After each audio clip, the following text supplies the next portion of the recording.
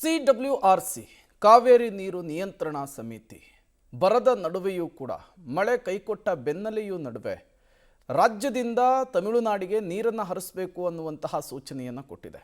ಇದೇ ಸೂಚನೆ ಇದೇ ಆದೇಶ ಈಗ ಕನ್ನಡಿಗರನ್ನ ಕೆರಳುವ ರೀತಿಯಲ್ಲಿ ಮಾಡ್ತಾ ಇದೆ. ಈಗಾಗಲೇ ಮಂಡ್ಯದಲ್ಲಿ ಪ್ರತಿಭಟನೆಗಳು ಜೋರಾಗಿದ್ದಾವೆ.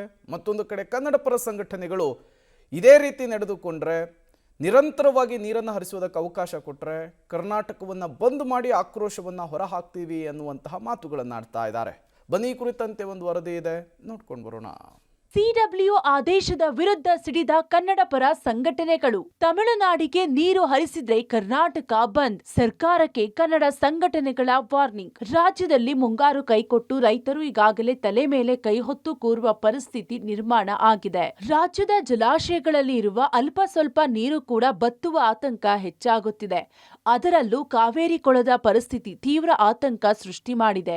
KRS ಸೇರಿದಂತೆ ಈ ಭಾಗದ ಪ್ರಮುಖ ಜಲಾಶಯಗಳಲ್ಲಿ ಪರಿಸ್ಥಿತಿ ಹದಗೆಟ್ಟಿರುವ ಕಾರಣ ಜಲಾಶಯ ನೀರನ್ನ ಕುಡಿಯೋದಕ್ಕೆ ಮಾತ್ರ ಬಳಸಿಕೊಳ್ಳಲು ನಿರ್ಧಾರ ಮಾಡಿದ್ದ ರಾಜ್ಯ ಸರ್ಕಾರ ಮತ್ತು ಈ ಭಾಗದ ಜನರಿಗೆ ಕಾವೇರಿ ನೀರು ನಿಯಂತ್ರಣ ಸಮಿತಿ ಶಾಕ್ ನೀಡಿದ್ದು ಕನ್ನಡಿಗರನ್ನ ಮತ್ತೆ ಕೆರಳುವಂತೆ ಮಾಡಿದೆ. ಹೌದು, CWRC ಹೊರಡಿಸಿದ ಹೊಸ ಆದೇಶ ಬರಕ್ಕೆ ಸಿಕ್ಕಿ ನಲುಗುತ್ತಿರೋ ರಾಜ್ಯಕ್ಕೆ ಬರಸಿಡಿಲು ಬಡಿದಂತಾಗಿದೆ. ನಿತ್ಯ 15ರಿಂದ 3,500 ಕ್ಯೂಸೆಕ್ ನೀರು ಹರಿಸಬೇಕೆನ್ನುವ ಆದೇಶ ಈಗ ಕನ್ನಡ ಪರ ಸಂಘಟನೆಗಳ ಕೆಂಗಣ್ಣಿಗೆ ಗುರಿಯಾಗಿದೆ. ಈಗಾಗಲೇ ಆದೇಶ ಹೊರಬಿದ್ದಿರುವ ಹಿನ್ನೆಲೆ ಸರ್ಕಾರ ಯಾವುದೇ ಕಾರಣಕ್ಕೂ ನೀರು ಹರಿಸಬಾರದು ಅನ್ನೋ ಪಟ್ಟು ಹಿಡಿದಿರುವ ಕನ್ನಡ ಪರ ಸಂಘಟನೆಗಳು ಒಂದೊಮ್ಮೆ ಸರ್ಕಾರ ಆದೇಶಕ್ಕೆ ತಲೆ ಬಾಗಿದ್ದಲ್ಲಿ ರಾಜ್ಯ ಬಂದ್ ಮಾಡಿ ದೊಡ್ಡ ಮಟ್ಟದ ಹೋರಾಟ ಮಾಡುವ ಎಚ್ಚರಿಕೆ ನೀಡಿವೆ.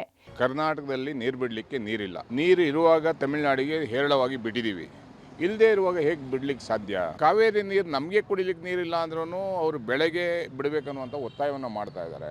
ಒಕ್ಕೂಟದ ವ್ಯವಸ್ಥೆಯಲ್ಲಿ ಒಂದು ರಾಜ್ಯಕ್ಕೆ ಸುಣ್ಣ, ಒಂದು ಕಣ್ಣಿಗೆ ಬೆಣ್ಣೆಯನ್ನು ಹಾಕೋದನ್ನ ಯಾರೂ ಸಹ ಸಹಿಸೋಕ್ಕಾಗಲ್ಲ. ಕಾವೇರಿ ನೀರನ್ನು ಉಳಿಸ್ಕೊಳ್ಳುವಂಥ ಕೆಲಸ ಮಾಡಬೇಕಾಗತ್ತೆ. ಕುಡಿಲಿಕ್ಕೆ ನೀರಿಲ್ಲ, ಬರ ಇದೆ, ಕರ್ನಾಟಕದಲ್ಲಿ ತುಂಬ ಕಷ್ಟ ಇದೆ, ಸಂಕಷ್ಟದಲ್ಲಿದ್ದೀವಿ. ಈ ಸಂದರ್ಭದಲ್ಲಿ ನೀರು ಬಿಟ್ಟರೆ ಅದನ್ಯಾರೂ ತಡ್ಕೊಳ್ಳಿಕ್ಕೆ ಸಾಧ್ಯ ಇಲ್ಲ ಅನ್ನುವಂಥ ಎಚ್ಚರಿಕೆಯನ್ನು ಕೊಡ್ತಾ ಇದೆ. ಇತ್ತ ಕರವೇ ಮತ್ತೊಂದು ಬಣ ಕೂಡ ಸರ್ಕಾರಕ್ಕೆ ಎಚ್ಚರಿಕೆ ನೀಡಿದೆ.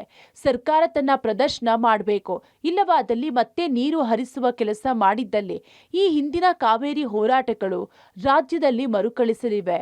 ಸರ್ಕಾರ ಇದಕ್ಕೆ ಅವಕಾಶ ಕೊಡದಿದ್ರೆ ಸೂಕ್ತ ಅನ್ನುವ ಒತ್ತಾಯ ಮಾಡಿದ್ದು ಶೀಘ್ರ CM ಭೇಟಿಗೂ ಚಿಂತನೆ ನಡೆಸಿದ್ದಾರೆ. ಕರ್ನಾಟಕ ಸರ್ಕಾರ ತಕ್ಷಣ ಕಾವೇರಿ ನೀರು ನಿವಾರಣಾ ಪ್ರಾಧಿಕಾರದ ಮುಂದೆ ನಿಮ್ಮ ಹೋರಾಟ, ಕಾನೂನಿನ ಹೋರಾಟ ನಡೀಬೇಕಾಗುತ್ತೆ. ಅದಕ್ಕಾಗಿ ಸರಿಯಾದ ವಕೀಲರು ನೇಮಕ ಆಗಬೇಕಾಗತ್ತೆ. ನೀವು ತಮಿಳುನಾಡಿನ ಲಾಬಿಗೆ ಮಣಿದು ಕರ್ನಾಟಕ ರೈತರ ಹಿತವನ್ನು ಬಲಿ ಕೊಟ್ಟು ನೀರು ಬಿಟ್ಟರೆ ಇಡೀ ರಾಜ್ಯದಲ್ಲಿ ಕರವೇ ಭುಗಿಲಿ ಹೇಳುತ್ತೆ ಅನ್ನೋ ಮಾತನ್ನು ಸಹ ನಾನು ಅವರಿಗೆ ನೇರವಾಗಿ ಹೇಳಿಬಿಟ್ಟು ಬರ್ತೀನಿ. ಸಮಿತಿ ಆದೇಶ ಹೊರಬೀಳ್ತಿದ್ದಂತೆ ಸಿಡಿದಿರುವ ಕನ್ನಡ ಸಂಘಟನೆಗಳು ಬೀದಿಗಿಳಿದು ಹೋರಾಟ ಮಾಡಲು ಮುಂದಾಗಿವೆ. ಇಂದು ಬೆಂಗಳೂರಿನ ಹಲವು ಕಡೆ ಭಾರೀ ಹೋರಾಟಕ್ಕೆ ಸಂಘಟನೆಗಳು ಮುಂದಾಗಿವೆ. ಕರವೇ ನಾರಾಯಣಗೌಡ ಬಣ, ಕರವೇ ಪ್ರವೀಣ್ ಶೆಟ್ಟಿ ಬಣಗಳು ಸೇರಿದಂತೆ ಹಲವು ಸಂಘಟನೆಗಳು ನಗರದಲ್ಲಿ ಪ್ರತ್ಯೇಕ ಹೋರಾಟಗಳನ್ನ ಮಾಡುತ್ತಿದ್ದು ಯಾವುದೇ ಕಾರಣಕ್ಕೂ ನೀರು ಬಿಡದಂತೆ ಸರ್ಕಾರದ ಮೇಲೆ ಒತ್ತಡ ಹೇರಲು ಮುಂದಾಗಿವೆ. ಮಳೆ ಇಲ್ಲದಿದ್ದರೂ ನೀರು ಹರಿಸಬೇಕಾ? ಮಂಡ್ಯ ಭಾಗದಲ್ಲಿ ಉಗ್ರ ಹೋರಾಟಕ್ಕೆ ಸಜ್ಜು. ಒಂದೆಡೆ ಮಳೆ ಇಲ್ಲದೆ ಬೆಳೆಗಳು ಒಣಗುತ್ತಿದ್ರೆ ಮತ್ತೊಂದೆಡೆ ತಮಿಳುನಾಡಿಗೆ ನೀರು ಹರಿಸುತ್ತಿರುವುದು ರೈತರ ಕೆಂಗಣ್ಣಿಗೆ ಗುರಿಯಾಗಿದೆ. ಸಿಡಿದೆದ್ದಿರುವ ಮಂಡ್ಯ ಜಿಲ್ಲೆಯ ರೈತರು ಸರ್ಕಾರದ ವಿರುದ್ಧ ಉಗ್ರ ಹೋರಾಟಕ್ಕೆ ಸಜ್ಜಾಗುತ್ತಿದ್ದಾರೆ. ಜಿಲ್ಲೆಯ ವಿವಿಧೆಡೆ ರೈತ ಸಂಘಟನೆಗಳು ಹಾಗೂ ಹಿತಾಸಕ್ತ ಸಮಿತಿಗಳಿಂದ ದೊಡ್ಡ ಮಟ್ಟದ ಪ್ರತಿಭಟನೆಗಳು ನಡೆಯುವ ಸಾಧ್ಯತೆ ಇದೆ. ರೈತರ ಪ್ರತಿಭಟನೆಗಳ ಹಿನ್ನೆಲೆ ಮಂಡ್ಯ ಜಿಲ್ಲಾ ಪೊಲೀಸ್ ಆಡಳಿತ ಸಂಪೂರ್ಣ ಎಚ್ಚೆತ್ತುಕೊಂಡಿದೆ. ಮಂಡ್ಯ ಜಿಲ್ಲಾ ಪೊಲೀಸ್ ವರಿಷ್ಠಾಧಿಕಾರಿ ಶೋಭಾರಾಣಿ ನೇತೃತ್ವದಲ್ಲಿ ಪೊಲೀಸ್ ಅಧಿಕಾರಿಗಳ ತುರ್ತು ಸಭೆ ನಡೆಸಿ ಯಾವುದೇ ಅಹಿತಕರ ಘಟನೆಗಳು ನಡೆಯದಂತೆ ಕ್ರಮ ಕೈಗೊಳ್ಳಲಾಗಿದೆ. ಇನ್ನು ಜೀವನಾಡಿ, ಕೃಷ್ಣರಾಜಸಾಗರ ಜಲಾಶಯ ಸೇರಿದಂತೆ ಎಲ್ಲಾ ಪ್ರಮುಖ ಸೂಕ್ಷ್ಮ ಪ್ರದೇಶಗಳಲ್ಲಿ ಭದ್ರತೆಯನ್ನ ತೀವ್ರಗೊಳಿಸಲಾಗಿದೆ. ಪ್ರತಿಭಟನೆಗಳು ನಡೆಯುವ ಸಂಭವವಿರುವ ಸ್ಥಳಗಳಲ್ಲಿ ಹೆಚ್ಚುವರಿ ಪೊಲೀಸ್ ಸಿಬ್ಬಂದಿಯನ್ನ ನಿಯೋಜಿಸಲಾಗಿದೆ.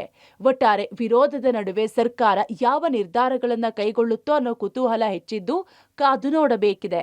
ಬೆಂಗಳೂರಿನಿಂದ ರಾಘು, ಮಂಡ್ಯದಿಂದ ರೋಹಿತ್, ಪಬ್ಲಿಕ್ ಟಿವಿ.